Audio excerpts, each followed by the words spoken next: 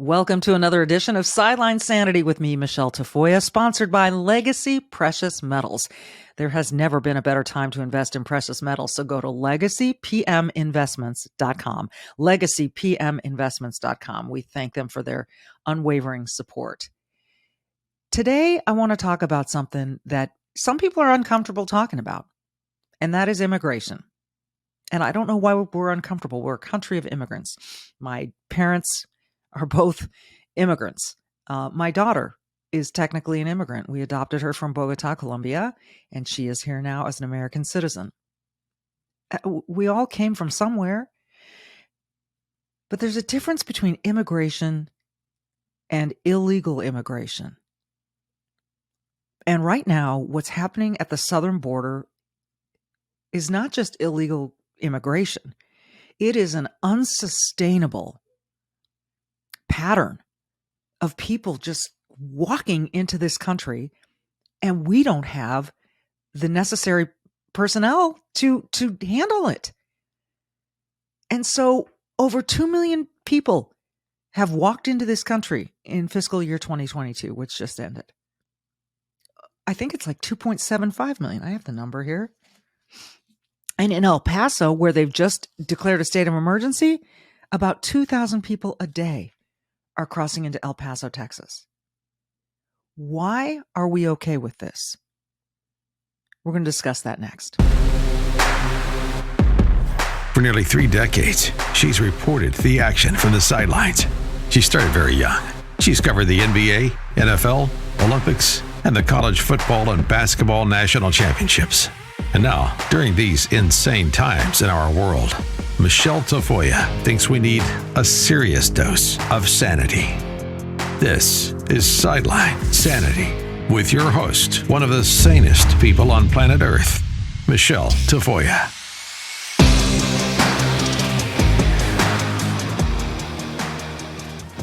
So there seems to be an uptick in the coverage of the illegal immigration at the southern border, but it's taken a long time. As I mentioned in a moment ago, 2.75, 2.76 million illegal immigrant crossings have been recorded in fiscal year 2022, which just recently ended. Almost 3 million people. And that does not include the gotaways.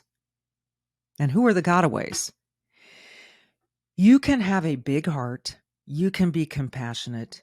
You can want people to come to this country, and all of those things are fine. But there should be a process, and it shouldn't look like what it looks like now.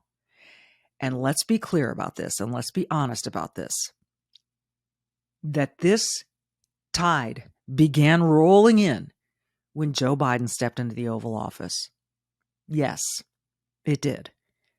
And no matter how much you disagreed with the former president, Trump, there was an active reduction in illegal immigrations during his administration. It is completely out of control now. And why is this a bad thing? Well, because we're not designed to just have this massive influx of people when we don't have the tax money to support their medical needs, their educational needs. We see a lot of crime being committed at the border. We see cartels really controlling all of this. But that's what's going on here.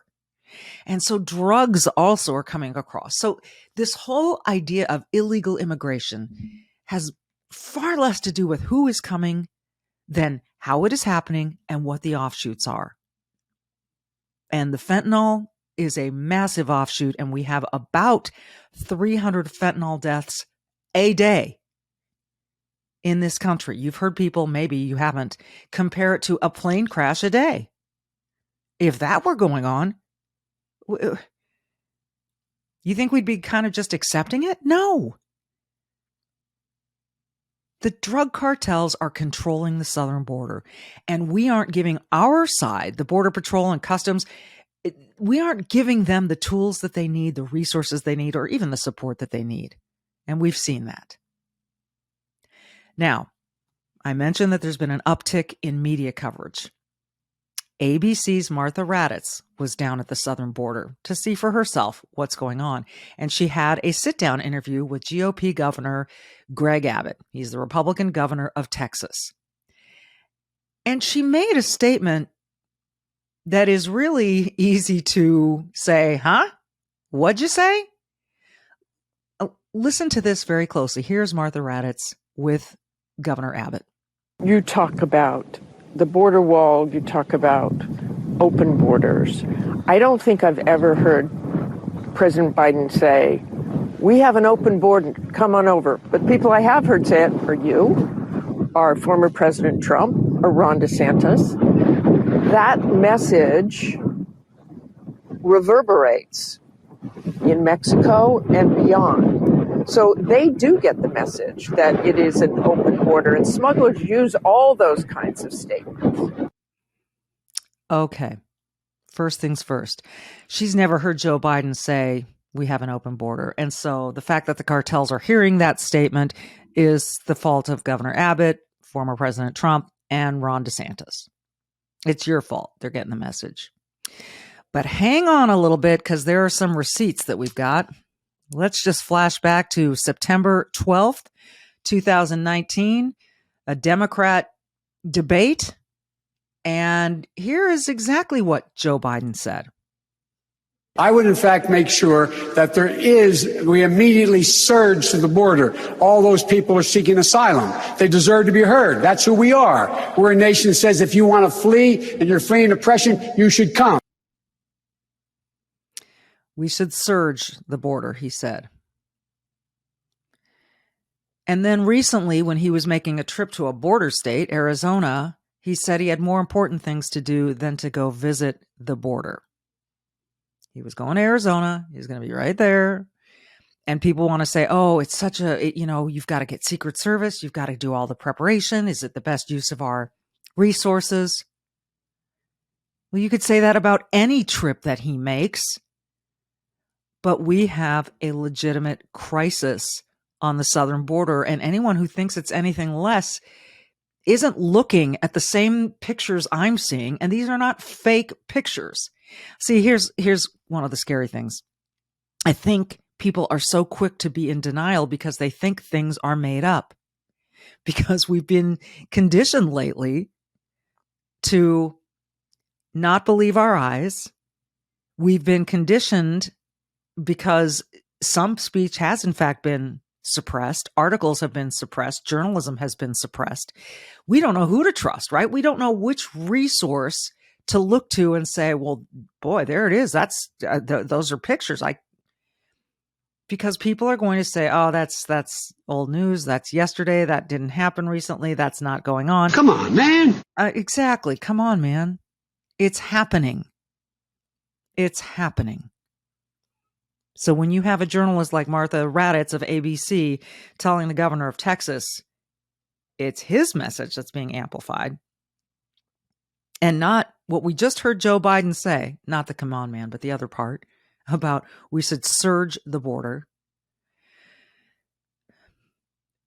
I'll tell you what, it makes me really, really angry that this president, I get really mad when I watch the response from the White House. In fact, White House spokesperson Karine Jean-Pierre recently said, we take it very seriously. We are doing the work. This president has done the work. What work has he done? What work has he done? He's just reversed a bunch of laws. It allowed a bunch of people to come in. He's given complete power, really, to the drug cartels. What has he done? He hasn't done anything that's been productive. All right, quick break. And when we come back, I'll tell you what happened in New York City today. And I'm sure it's coming to a town near you. And it's, again, I've been called a xenophobe for saying that we should have legal immigration and that what's happening right now isn't working. I'd love for you to see my Ancestry.com profile and know who my relatives are. I am not afraid of people. I am afraid of the drugs. I am terrified that we don't have control of our own border in this country. We don't. We've lost control of it. All right. Couple stories you're going to want to hear when we come back.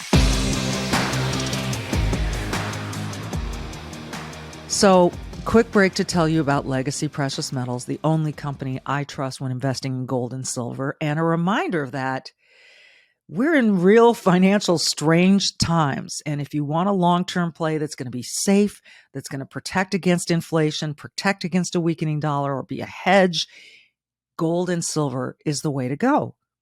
And there are a lot of companies out there you could go to. Well, I trust Legacy Precious Metals because the first thing they're going to do is they're going to tell you everything straight, what you need to know, how little, how much can you start with, what's appropriate, where to put it. Do you need physical gold or should you have gold in your IRA? All of those questions can be answered, and they are happy to do it for you at Legacy. And we love having them as a sponsor. We appreciate them so much. And so at this time when you're struggling, I mean, we've got more people living paycheck to paycheck in this country than any time in a long, long, long, long time. Inflation, while it may seem to be easing now, 2023 looks to be a not so stable year financially for this country, really worldwide. But gold gives you a solid hedge. It gives you stuff that stocks can't give you. So get your questions answered. Remember 2008? People who invested in gold back then, when there was that huge crash, saw significant gains. And other people, they lost their retirements. So here's how to get a hold of Legacy Precious Metals, 866-528-1903, 866-528-1903, or download their free investor's guide at legacypminvestments.com, legacypminvestments.com.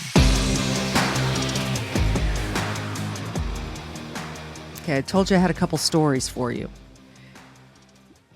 Just today, and we're recording this third week of December, buses carrying dozens more migrants rolled into the Big Apple on Monday morning, even as Mayor Eric Adams warned that the lifting of Title 42 this week would set off an exponentially greater surge of asylum seekers and overwhelm the city's severely overburdened systems. The city's severely overburdened systems. Just take your family. You've got a certain set of resources in your household and you allocate them appropriately and you prioritize. Well, we need a roof over our heads. We need food. We need heating. We need gasoline for the car. We need medical money, money to take care of our medical needs, et cetera, et cetera. And you go down the line. Well, it's the same is true for any city. They have a finite amount of tax income and they have to prioritize how to spend it. Well, New York City, of all places, is now saying they are severely overburdened.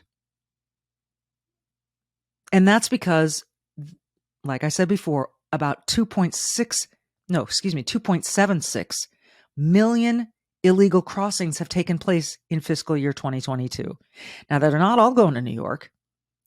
The most of them have come across in El Paso, where the Democrat mayor finally had to declare a state of emergency. So this is going on, and people come across, and we don't need to know whether they're vaccinated. We don't need to know very much at all. They do some paperwork, and meanwhile, while they're doing all that paperwork in El Paso, there are other spots along the border that don't have necessary protections from Border Patrol, and that's where the drugs are coming through. And a lot more illegal immigrants are coming through, and the gotaways are coming through. And all of this leads to chaos and disarray and really very little good to outweigh the negative. I want to take care of people as much as anyone, but there has to be a system. There has to be a process. That's all. And it's just being totally overwhelmed. And I'm baffled as to why the White House won't acknowledge it, won't go visit. My gut feeling is that they won't go visit because if they do, they acknowledge there's a problem, then they have to take responsibility for it. And they'll give that photo op, as they like to call it, to all the press that Joe Biden or Kamala Harris visited the border and therefore there's a crisis. And then they have to own up to it. It is abysmal what is going on. You need to, if you're not looking at it, you need to. You absolutely must. So the other reason it really bothers me is because we have a lot of poor neighborhoods in the United States of America. We have a lot of people who need things legitimately, American citizens who need help. They've got to feel right now like they are on the back burner, like they are lower on the totem pole than illegal immigrants who are being welcomed with open arms all over by people, well-meaning, well-intended people, but they can't get their needs met, and they were born here.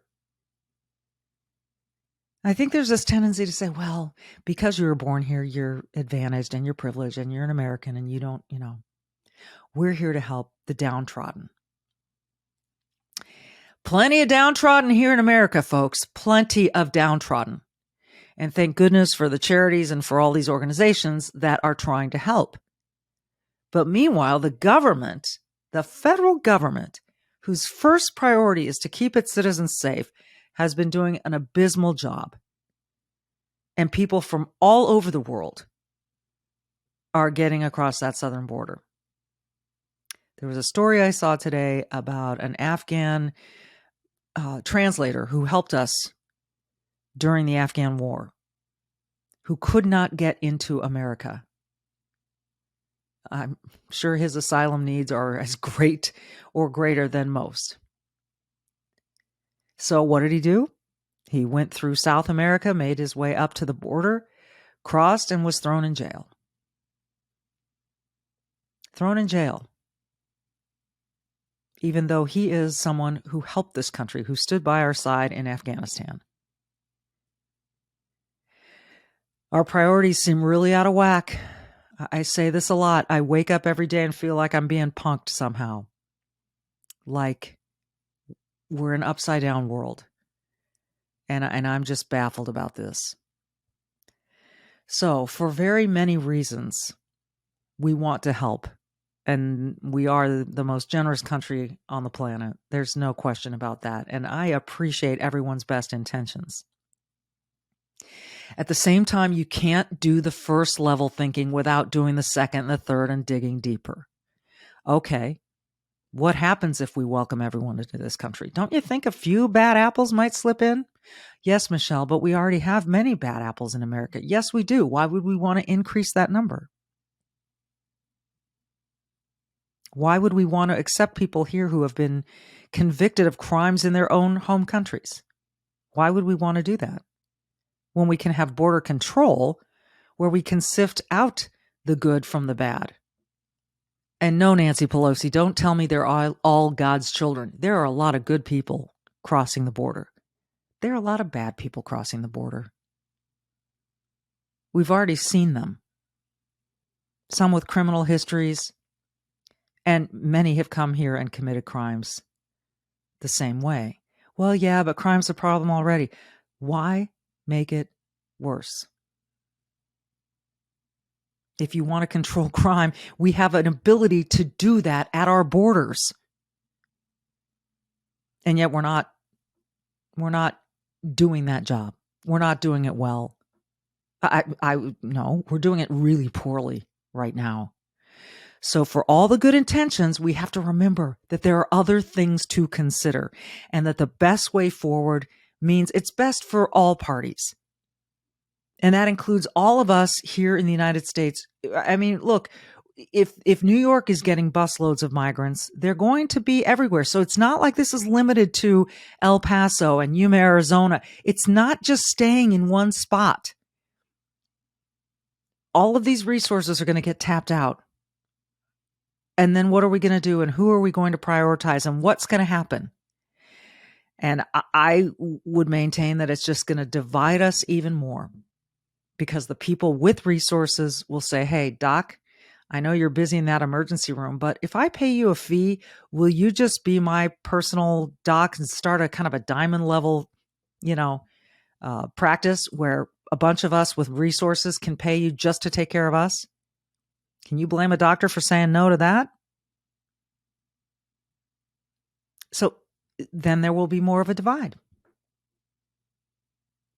The well-off rich will stay healthier, and the inner city poor will be sitting in emergency rooms for 5 hours at a time. We have in America the resources to be excellent, the resources to be great at whatever we want. But it just seems to me what we've decided to become is a place where criminals get out with no bail and commit crimes again. Crime rates are up. A place with borders that allow in so much fentanyl and other drugs that kids are dying. And I had someone respond to me saying, well, just tell your kids not to take drugs. Okay. Well, what about the kid who decides to take an Adderall to study all night and you don't know as a parent, you don't know that's happening, and they wake up dead they don't wake up the next morning. You wake up to find them dead the next morning because that Adderall was laced with fentanyl. Yes, it feels good to help people. Yes, it is a good and noble thing to help people. But you have to go second level. What are the risks? What problems might we run into? What may come along with this that we haven't foreseen? Before you just open your door to your house wide open and say, hey, everyone, come on in.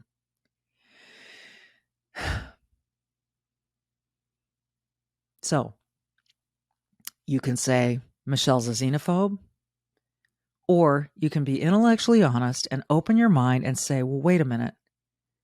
I want to help people.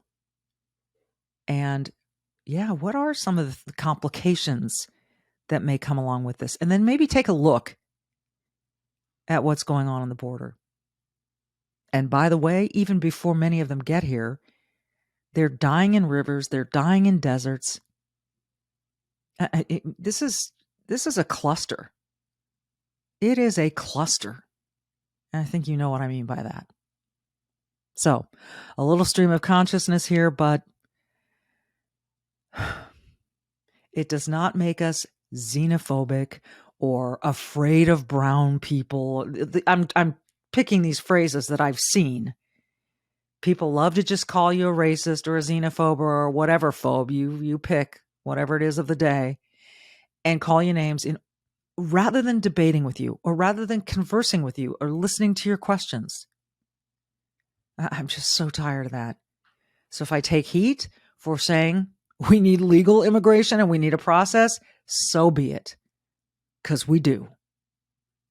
And right now we're suffering in a lot of ways because this administration has turned a blind eye to this problem, is in denial about it, is pretending it isn't happening,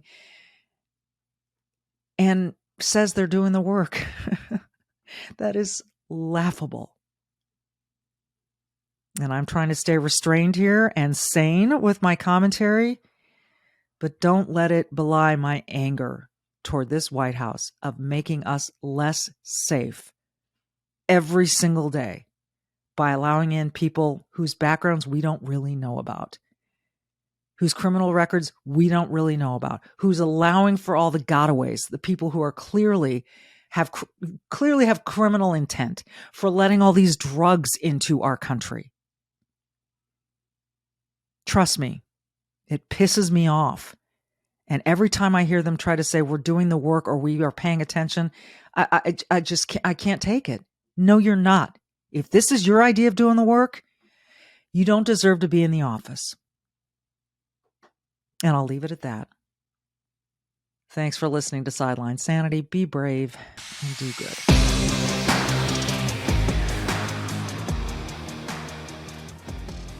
Happy to talk once again with Charles Thorngren, the CEO of Legacy Precious Metals. You know, I think it still is confusing to people, some people, as to why a precious metals investment would be a worthwhile one, particularly at this time when they're thinking, I'm doing all I can to put gas in the car. Why is now a particularly good time? And we'll go from there to how small of an investment is worthwhile for someone. A great question. And I think the importance of why really comes into the fact that we have to save for ourselves, whether it's a little here, a little there, whether it's making it a plan and putting out so much a paycheck, whether it's making sure we fund our retirement account. We have to realize we are responsible for ourselves in the long run. You mean that no one else is going to ride up and save us, on some white steed? It ain't going to happen. It ain't going to happen. And anyone who's promising to do that is getting ready to take advantage of you in some form or fashion. Yeah. And so if I'm an investor, a potential investor, and I'm looking at legacy precious metals and I'm saying to myself, yeah, this sounds smart. I don't have a lot to spend. What would you tell that person? I would say, do what you can. If you never start, you never get there. So the most important step you can take is saying, I'm going to take care of myself and my family. I'm going to make it a plan. I'm going to take action. I'm going to start in the way that's comfortable for me. That's the important thing. The first step is always the hardest. But once you take that first step, the second step is easier. And then you're moving. And then once you're in motion, it's hard to stop you. So that first step, most important step. I always tell people they can call and talk to an IRA expert or check out the guide that they can download for free, the investor's guide. What is the number one question that you get from people who are first-time investors? The biggest question I get is this right for me? That is the question. And that comes from everyone. So everyone's asking the same, is this right for me? And yet we're all so unique. And yet it is a sound investment for just about any portfolio, isn't it? It is. Even though we're all unique, that uniqueness is going to tailor the way we begin the investment. Okay. But we're all in the same situation. That's the one thing I think we seem to forget in today's society. Whether you agree with somebody or not, we're in this together. America is in this transition that we're in right now. We're dealing with the same issues. Some people like them, some don't. But we're all in it together, right? So the need is the same. How we prepare and how we invest is what changes from person to person. But we all have that same need. It's a great point. And again, I encourage people to just make the call, pick up the phone. That step is always the hardest. I'm not sure why that is. In any kind of effort that you make in life, whether it's weight loss or exercise or investing some way to better your life, it always seems like that first hurdle is the challenge. But when they call, who are they going to talk to? What's going to be on the other end of the line for them? Great question. You're going to speak with one of our customer representatives, and their job is not to sell you metals, right? We have a much different approach. We're going to answer all your questions. We're going to show you what options you have. And on the rare occasion, this isn't right for you, we're going to say, this probably isn't right for you.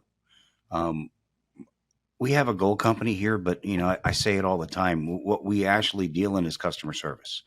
We want each and every individual that calls to get the answers they need to be able to make the decision that's right for them.